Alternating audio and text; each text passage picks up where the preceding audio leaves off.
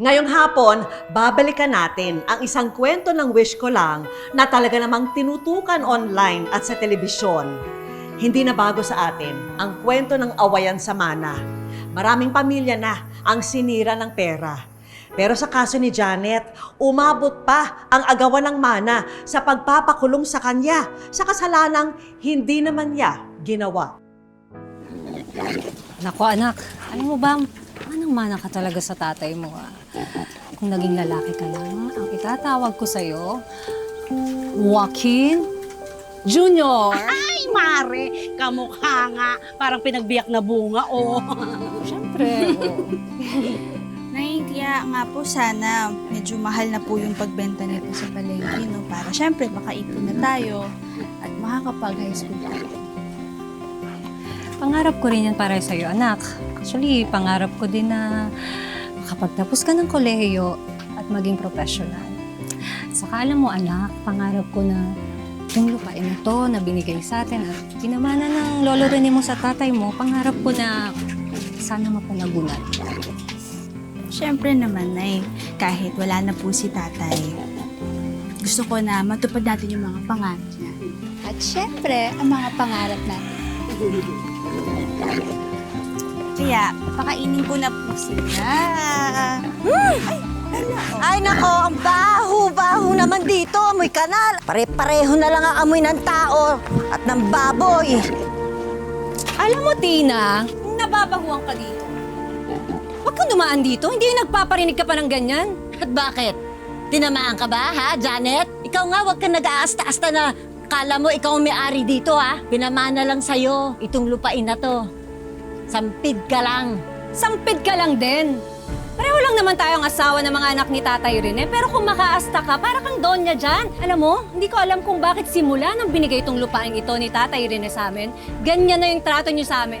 Sip-sip ka kasi! Binilog mo ang ulo ng matanda para maging sa'yo itong lupain na to. Si Tatay Rene ang nagdesisyon nito at hindi namin siya pinilit. Saka isa pa, Tina, may lupain rin naman kayo Papansin ka, swapang ka. Kay Carlos dapat ang lupain to. Hoy! Babae na itong puro kolorete pagmumukha. Pangit din naman. Huwag mo nga laitin itong kaibigan ko. Mukhang samain ka sa akin. Ano? Ha? Ikaw ang sasabihin sa akin. Hoy, ikaw! Ikaw ang intrimitida! Nay, Ina! Janet, tama na yan! Tay, Lo,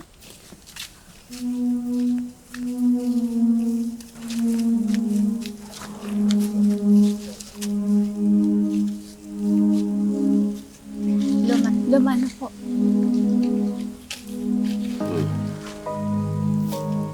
Ano nangyayari dito?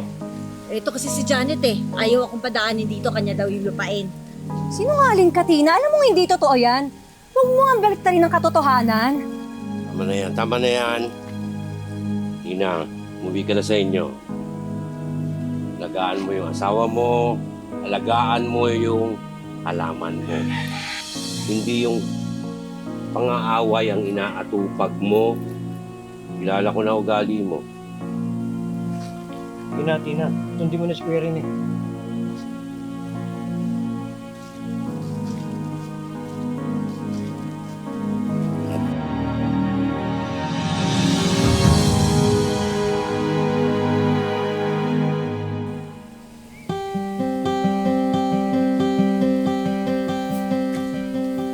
Tay, Oh, Janet. aba, tirik na tirik ang araw Sumilong naman po kayo. Baka mapaano pa kayo niyan. Oh, sabihin mo nga sa akin, paano ako makapamingwit kung sisilong ako? Aber, ito na lang. Pakita na itong mga napamingwit kong mga tilapia para may ulamin kayo ni Grace. Paano kayo, Tay? Paano ako? Mauubos ba yun?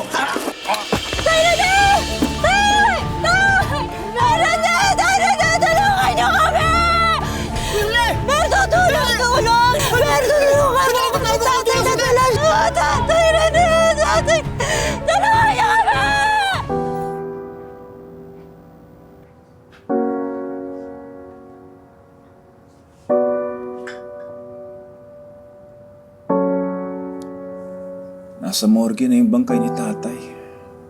Sa makalawa, dadali na yung kabaho. Si Janet, nandun ba? Hindi ko siya napansin eh. Bakit? Ito na ang pagkakataon para makuha natin ang lupang sinasaka nila at ang kinakatayo ng bahay nila. Ikaw naman ang panganay eh. Dapat naman talaga sa'yo yun, di ba? Masama nga ang loob ko dun. Pero wala na si tatay. Hindi na mababago ang desisyon niya.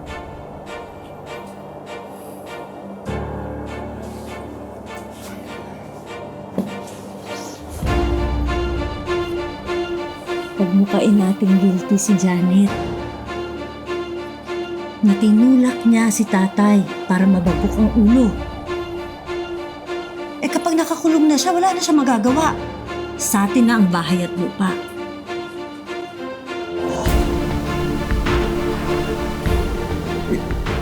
Si Berto, paano si Berto? Nakita niyan, dulas lang naman si tatay. Madaling kumbinsihin si Berto na pinsan mo. Gipit din siya, di ba? Kakapit kahit sa patalim.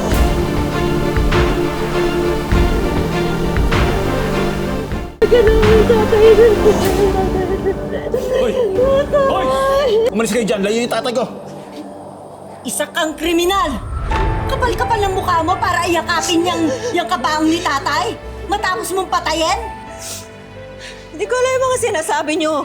Tinulak mo daw si tatay at nabagok ang ulo doon sa palaistaan, kaya namatay. Nakakaniwala ka sa akin, inosente ako! Stop na nga to! Dali ko sa presinto! Ma'am, may warrant po kami. May karapatang ka manahimik at sa walang pido. Ano man lang yung sasabihin ay maaaring maging laban sa'yo. May karapatang makulong ng sarili mong abogado. At kung walang kakayanan naman, ang pamamahalaan mong bibigay sa'yo. Naintindihan niyo po ba? Inosente ako! Mare, kahit pagbalik-balik na rin mo pa man ang kaluluwa ko, pati ang mundo ko, inosente ako. Wala akong kasalanan, Mare. Hindi ko lang alam kung bakit ako yung ni Berto dito. Wala naman ako atraso sa kanya eh. Pati kina Kuya Carlos at kay Tino, wala akong atraso, so hindi ko alam. Mare, huwag ka mag-alala. Ilalapit natin ito sa kinauukulan. Para tulungan ka. Pero wala akong pera. Wala akong pambayad sa abogado. Hindi ko alam kung paano tayo lalaban, paano ako lalaban. Saka, isa pa Mare, naihabla na ako. Pero naniniwala akong may awa ang Diyos sa akin. Nay, ayaw po kita magtagal dito sa kulungan. Hindi ko po kakayanin mag-isa. Alam. Kahit wala ako sa feeling mo ngayon, tandaan mo na mahal kita. Kakayanin natin to. Tandaan mo yan. Kaya magpakatatag ka lang.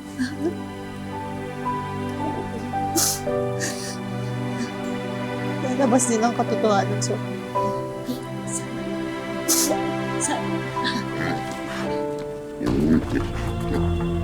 Anong ginagawa niyo dito? Sine-check lang namin yung property namin. Bakit? Huwag kang nangingialam dito, Marisol, ha? Kailan niyo pa naging property ito? Kay Janet ito at saka sa asawa niya. Alam ng lahat yan. Kaya wala kang karapatang angkinin nito. Bakit? May pruweba kayo? Ha? May last will kayo? May titulo kayo? Asan? Siyang sa amin po to. Sinasaka na po to ni tatay bago pa po siya namatay. Oy, ano sinasabi mo? Patay na tatay mo. Patay na rin si tatay Rene. Kaya huwag kang nangingialam dito. Wala na kayong karapatan dito. Lumayas na kayo! Layas! Ang hayop talaga kayo! Sakim! Sakim? Sakim? Ha? Ako? Sakim? Ano na po? Sakim? Eh, pakukulong kita! Kala mo? Mga pakailamero! Lumayas kayo dito! Wala na kayong right dito! Lumayas kayo! Nakakawali naman po. Dito na lang po ako. Hindi ko po alam kung saan ako pupunta. Tumigil ka! Wala akong pakialam!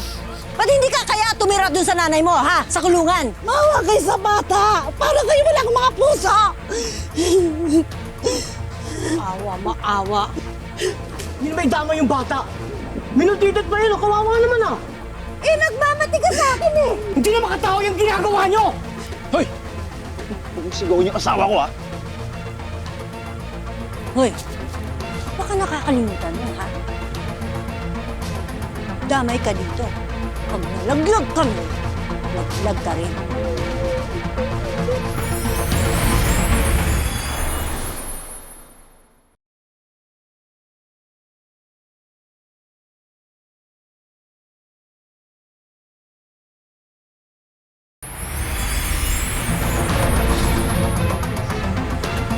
May naisip ako.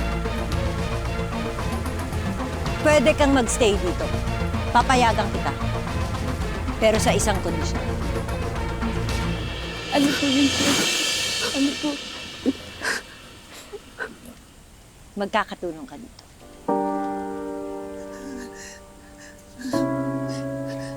Yan, yung mga baboy na yan, alagaan mo mabuti. Ha? Pakakainin mong mabuti. Ha? Naiintindihan mo? Naiintindihan mo? Bawa kayo sa bata! Bawa kayo sa kanya!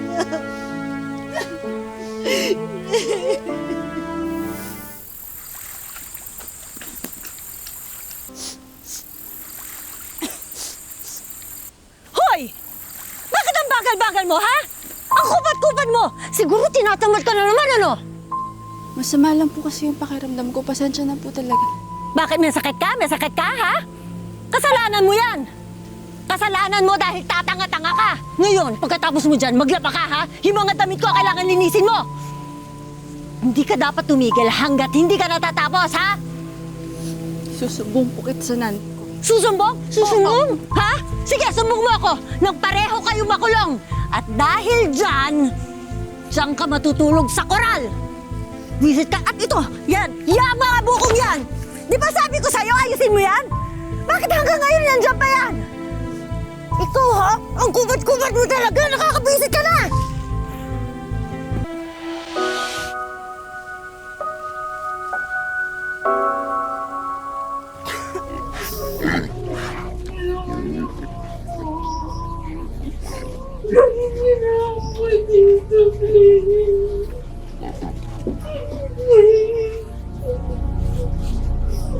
Kamusta ka na kaya, anak? Para nasa mabuti kang kalagayan. Magpatulog ka nga! May awa rin ng Diyos. Makakalabas din ako dito. Magsasama rin tayo. Kikita tayo at magbabayad sila.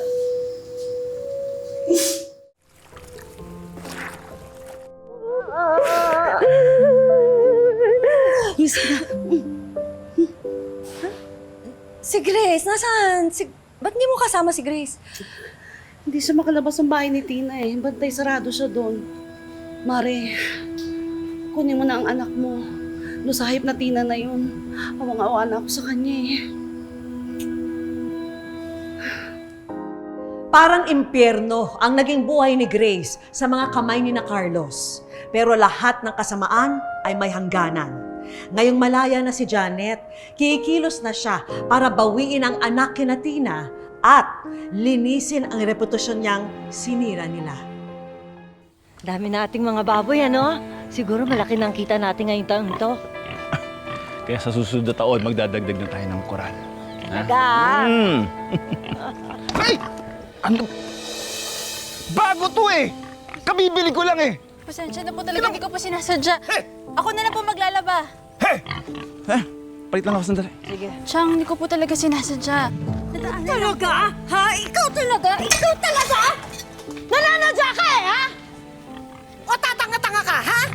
Siguro pareho, no? Siguro pareho. Naman, ha? Chang, tama na po! Halika dito. Bitawan mo yung anak ko. Bitawan mo ang anak ko. Nay, tama na! Nay! Walang iya ka, Tina! 7 taon! 7 taon, Tina! 7 taon! Walang iya ka! Janet? Oo, ako to! Nay? Nakalaya na ako, Tina, at magtutusa tayo ngayon! Ano nandito ka? Bakit? Kakalimutin ka na ngayon? Di ba ikaw yung nagpakulong sa akin? 7 taon lang yon. Hindi sapat yon na makulong ka para sa krimen na ginawa mo. Anong krimen pinagsasabi mo? Alam natin ang totoo, alam natin ang katotohanan. Kaya mo mabago ang lahat, Tina, pero ang katotohanan hindi. Ano nangyari? Dapat yan, namatay na sa kulungan yan eh. Dapat nabulok yun doon. Hindi ko nga alam kung bakit nakalaya yan eh. Eh, paano ngayon yan? Paano kung tsak na babawiin niya na yung lupa? Eh, paano kung ungkatin niya rin yung nangyari kay Kuya Rene? Subukan niya! Hindi niya tayo kaya. Basta walang laglagan, ha?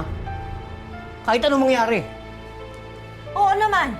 Kung kaya ko siyang mapakulong noon, eh di lalo na ngayon. Kailangan gumawa tayo ng paraan. Kailangan sirain natin ulit yung babae niya.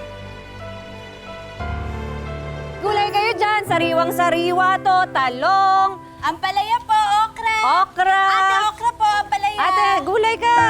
Anong kailangan mo? Sariwa to. Okra kayo? 10 lang, ate. Sige, yan. Oo, yan. Tagtagan mo pa, anak. Kulang pa. Kulang pa, anak. Ay, nako! Kala mo nagbebenta lang ng gulay, mamamatay tao pala. Nako, uy, mag-iingat ka. Baka may lasan yung mga gulay na yan. Delikado yan. Ate. Pwede ba lubayan nyo na kami, ha? Ano bang atraso namin sa inyo? Nagtatrabaho kami dito ng marangal. Marangal? Marangal ba ang maging kriminal? Ang pumatay na tao? Hindi kriminal ang nanay ko. Habang buhay ng kriminal ang tingin sa nanay mo. Dahil sa kagagawa nyo yung mag-asawa, alam kong minanipula nyo lang lahat ang sitwasyon para magmukha ko yung may kasalanan. Para ano? Makamkam yung lupa namin, ha? Alam mo, kayo ang kriminal, hindi ako. Kriminal ako? Sa tingin mo, mukha akong kriminal, ha? Tingnan mo nga ang suot ko. Kayo ang ugaling kriminal. Hoy! Mabait ang nanay ko, inosente siya. Anak ka ng kriminal. Isa ka pa eh. Pare-pareho lang kayo. Mag-inang kriminal. Alam mo, Grace, tagal na ako Grace. nagtitimpi sa inyo. Ano? Lumayo na nga kami ng nanay ko. Lapit pa rin kayo na lapit sa akin. Grace! Kayo! Tama na! Tama na sa akin! Umalis kayo dito! Ano ka ba? Umalis kayo dito! Alas! Hindi ka kriminal ang nanay ko, di ba? Tama na! Tino! Umalis kayo dito! Tama na! Tubayan niyo na sila, Janet! Bakit? Kami nga ang sinugod eh. Tapos kami aatras? Tumigil ka na sa pagsisinungaling mo. Sinungaling! Patong-patong na yung mali at pagsisinungaling niyo eh. Punong-puno na ako sa inyo. Ito! Damay ka rin dito, Carlos. Wala na kayong ginawa kundi magsinungaling at manggamit ng tao eh. Tumahimik ka! Sawa-sawa na ako sa inyo! Tumahimik ka! Hindi kami Sasabi mo, ha? sinungaling! Berto, Janet, patawarin mo. Inosente ka. Alam ko nadulasan si Kuya Rene at wala kang kasalanan.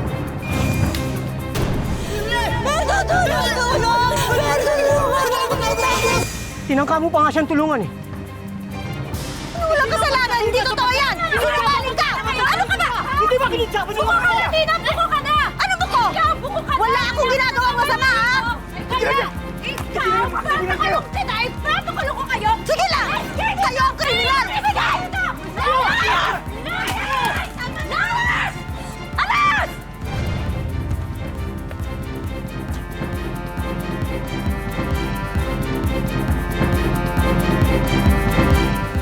Carlos, hindi naman kasi tama yung ginawa niyo. Berto, sandali. Hindi ka namin pinapunta dito para makipag-away, ha? Matakot kayo sa Diyos. Umami na kayo sa ginawa niyo kay Janet.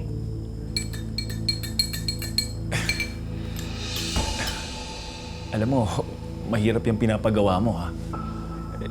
Kung wala ng paraan para mapagbago isip mo, Berto, ayaw naman din namin talaga ng gulo. Kaya ka nga namin inimbitahan dito para makapag-usap tayo na maayos. Siyempre, pamilya tayong lahat, di ba? Hindi na magbabago yung desisyon ko eh. Sasabihin ko na yung totoo. At sana kayo rin. Sabihin niyo na yung totoo. Kausapin niyo si Janet. Malay niyo, mapatawad niya kayo. Hindi niya ituloy yung demanda. Berto, malabo na yan, Kami ba wala namang magawang paraan para magbago ang isip mo? Hindi na magbabago yung desisyon ko. Pasensya na kayo.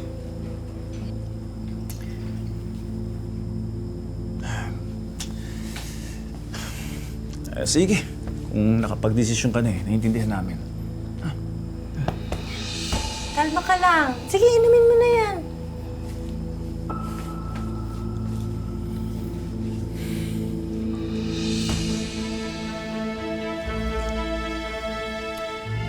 Salamat at naintindihan niyo ako. Mauna na ako. Nga pala, kung ako sa inyo, kausapin niyo si Janet.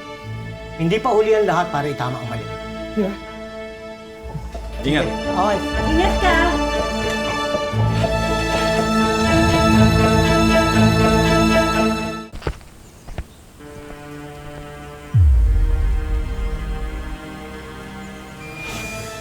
Hindi na magbabago yung desisyon ko. Sasabihin ko na yung totoo. At sana kayo rin. Kalma ka lang. Sige, inumin mo na yan. Salamat. Naintindihan niyo ako.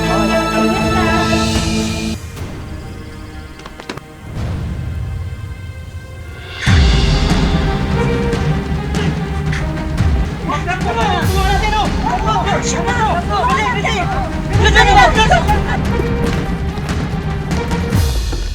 Oh, ano nangyayari dito? Bakit nilagay yung pake?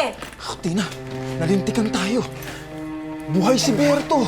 Ano? Nasa ospital. May tumulong sa kanya kagabi. Importante, umalis na tayo ngayon din. Malamang yan, didiin tayo ni Berto. Madadagdagan pa yung kaso natin. Anong gagawin natin? Alis na tayo dito. Lilipat muna tayo doon sa tiyahin ko.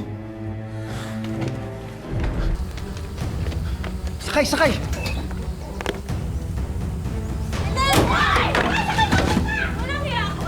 Naku! Magkaya kayo! Tumigil kayo! Hindi kayo pwede makataka sa batas pa itong batong mga kasalanan nyo! Hindi ka kaya! Tao, ha? Ipapakulong pa namin kayo! Hindi kayo na mga kulungan! Mga hayop kayo! Bawal kayo umalis!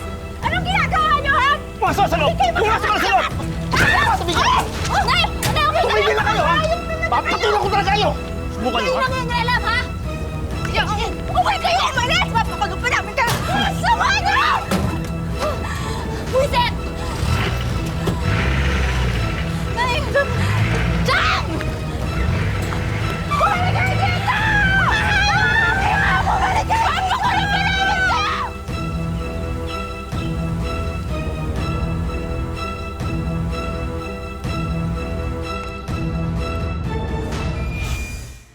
Sabi nila, pagdating sa pera, nagbabago ang ugali ng iba. At may mga taong gagawin ang lahat, makapanlamang lamang ng kanilang kapwa. Kaya lagi nating tandaan, anumang gawing nating kasamaan, sa huli, laging merong kabayaran. Pag nakulong ka na hindi naman talaga ikaw yung may kasalanan, maaari kang mag-file ng compensation. Dito, maaari kang makakuha ng 1,000 per month dun sa panahon na nakulong ka. Sa ngayon, pilit na bumabangon si Janet para makapagsimula muli ngayong nakamit na niya ang hustisya. Sobrang saya po dahil makasama ko ng yung mga anak ko. Tagal nang hindi kami nagkasama, 7 taon. Alam naming hindi naging madali ang pinagdaanan ni Janet sa buhay. Actually, siya mismo yung nagsulat sa Wish Ko Lang para ibahagi ang kanyang kwento. Kaya naman, kakamustahin po natin siya ngayon. Hi, Janet! Welcome sa Wish Ko Lang. Naku, maraming salamat ha sa pag-share ng kwento mo sa aming programa. Ano, kamusta ka na ngayon? Sa ngayon po, okay naman po ako ngayon dahil nandito na ako sa labas. Grabe yung hirap na nalampasan mo, Janet. Mabuti kasama mo ngayon yung mga mahal mo sa buhay, di ba? Paano ka bumabawi ngayon sa mga panahon na nawala sa inyo? Paghingangat ko na lang po sa Panginoon para sa pamilya ko.